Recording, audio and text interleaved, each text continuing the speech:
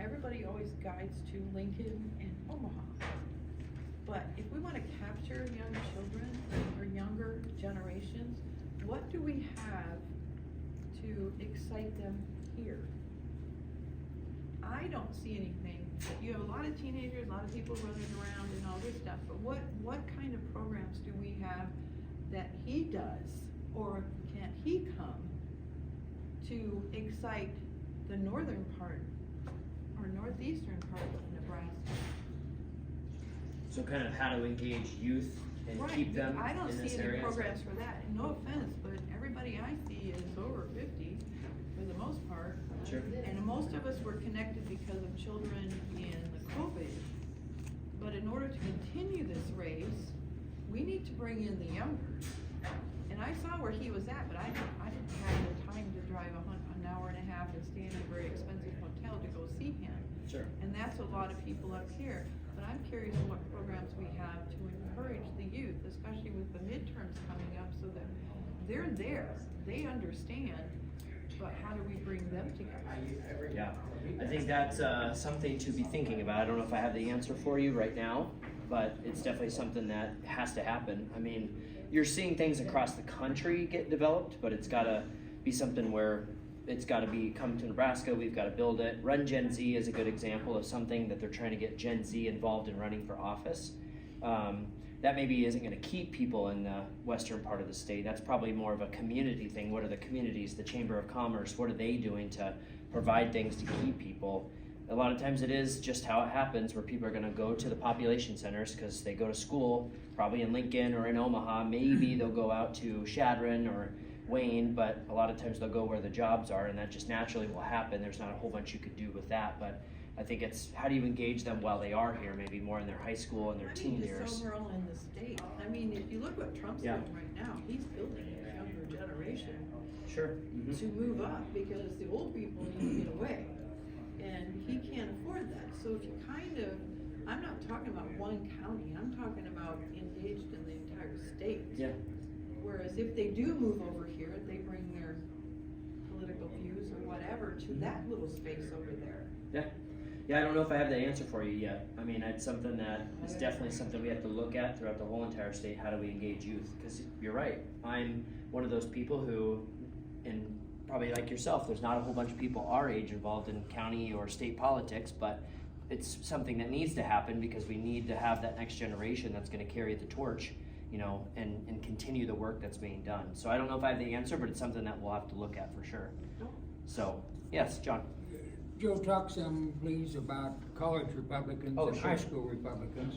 Yeah, in Dodge County, it's an untapped possibility for us. We've got Midland University there, and Good we point. have a history of doing nothing in the high schools. Yeah, I guess I can touch on that. That's a good point. So I, prior to this, worked at the university in Lincoln, and I actually helped to restart the College Republicans group with Carson Clayton. If anybody is familiar with him, he helped do a lot of the poll watching and poll working for the Trump campaign this last cycle.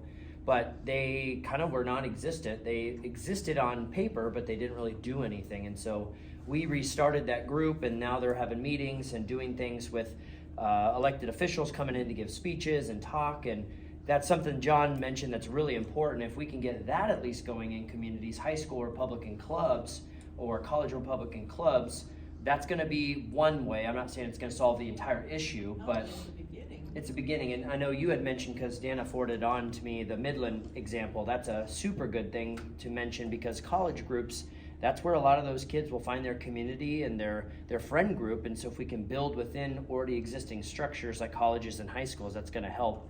If you've heard a lot of the statistics, the Gen Z crowd of boys is the most conservative that they've ever seen. The women, most liberal they've ever seen. So we can leverage that, and the fact that if we can get some of these boys involved, if you can bring a MAGA hat to an event, they love them, they want them. And so that is something that I'm glad you pointed out, that if we can engage some of those school groups, that's probably the best way to start, is to get a club or an organization going, even if it's just a Republican group, or even if it's a Turning Point USA, because that's what they're built to do, is to help create college and high school chapters. So it doesn't always have to be Republican, right? We work together with those groups, and if there's already an established structure to use, Turning Point provides funding even too, and that's a really big plus, and it's something that I think could work almost anywhere, especially Norfolk, Madison County, and some of these other places. So you said you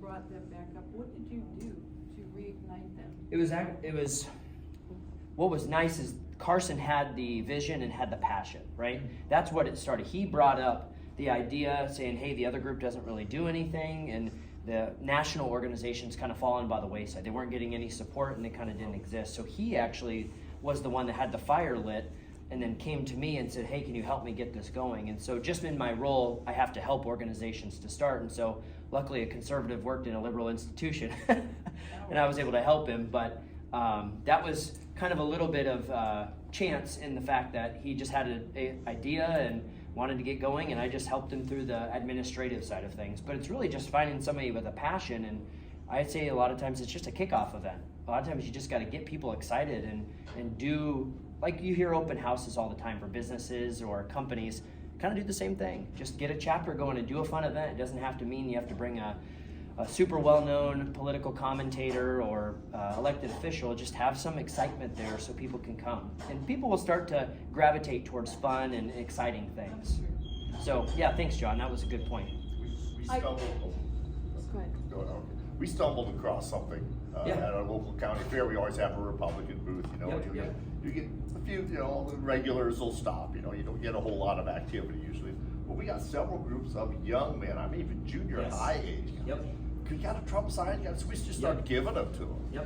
You know, so these guys, there was groups of them. Yes. They're out the county fair. They're holding up their Trump. You know, Trump. I mean, just young roving bands of this. Yep. And we ended up we had to start charging for these because we couldn't give them all away. We couldn't afford that. But we ended up giving out 150 Trump signs. That's great. At the fair and after that too. So I mean, we had no idea. We'd never seen anything like that in our life. Which proves the point of the youth. Exactly, exactly. Charlie Kirk talks about it all the time. It's the most conservative group of young men that we've ever seen. So we got to leverage them. It's just how to do it. And really, it's just helping them form clubs and organizations. People want to be around like-minded people. That's why they join the Republican Party, right? That's why they're involved in that. That's why they're involved in their church. That's why they're involved in Rotary, whatever it is in your community, that's what they're going to be involved in. Okay, I love what you said. So you have all these kids that are, I call them kids, anybody younger than 70 is a kid. Anyway, doing this, how have you managed to keep them further engaged? Any of them? So I guess. Tried to get them to sign a machine, so but that's marginally effective. Yeah, that's one thing that will help, and I know this is for younger kids too. I had a couple of kids who were a part of my church, and they're 5 years old to 13, so they're young. They're not junior high age even. And when I did door knocking within Sarpy County, because I knew them and they liked politics, they loved Trump, I asked the mom and dad, hey, could I take them out door knocking with me? And I had 13 of these kids from 2 different families, and I would just say, okay, go to that house. I'd read them the house number, and they'd run the literature and put it in the door. So that's another easy way to get people involved. That doesn't take a whole bunch of work. Do a day of action, say on Saturday from 9 to noon, we're gonna go do door knocking. And it doesn't have to be knocking, it could be literature drops too, but that's a way to engage people. And they have fun doing that kind of stuff, especially if they get to wear Trump stuff when they do it, or be around their friends. So that's a good way to do it. And give them pizza. Kids love pizza. If you have food, they'll come. Reward system. Yeah, and I know I've passed you. I know, it's times, okay. so. I'm I'm fighting the bit. To the point of high schools and colleges, I want to say, because I've been down this road with the Concordia University, the kids are very fluid through the system, right? The kids aren't there for very long, especially at the college level. They're just there for 4 short years. You have to identify a conservative professor or a conservative teacher at the high school that is the core sponsor. And at the college level, you're not allowed to have a club on campus unless it is a registered organization, and it has to be approved by the university. So you have to have what they call a club sponsor that is your grounding anchor who stays the same all the time, because the kids come through so fast. Now, obviously with high school, same thing, it's only 4 years.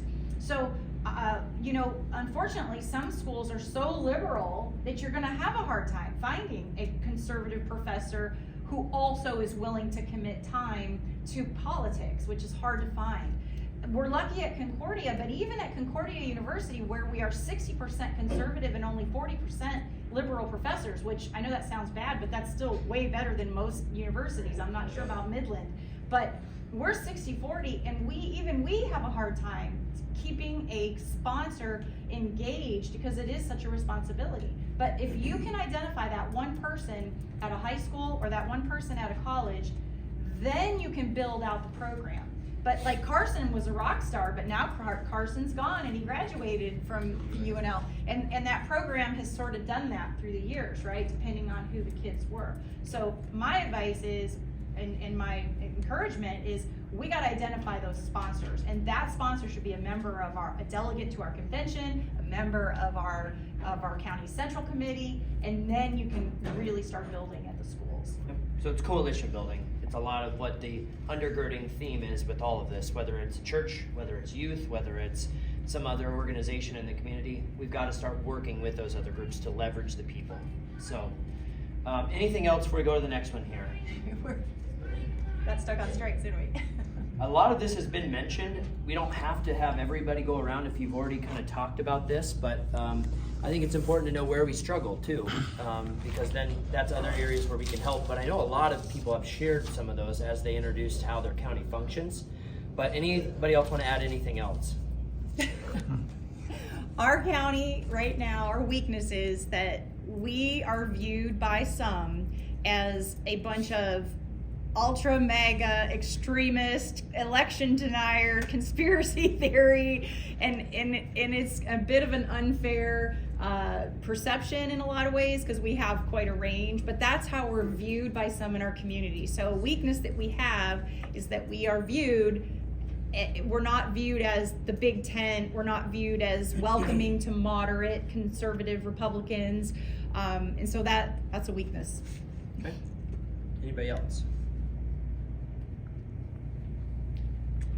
John. There's a number of our longtime old faithfuls that have not forgiven the Nebraska GOP for failure to endorse right after the primary. That is viewed as a mistake and a downer, and they just aren't interested in being involved in Sure. part because of that. Okay. Telling them that, well, if you hung around long enough, you know that the party did finally endorse. It's looked at as too late and too ineffective.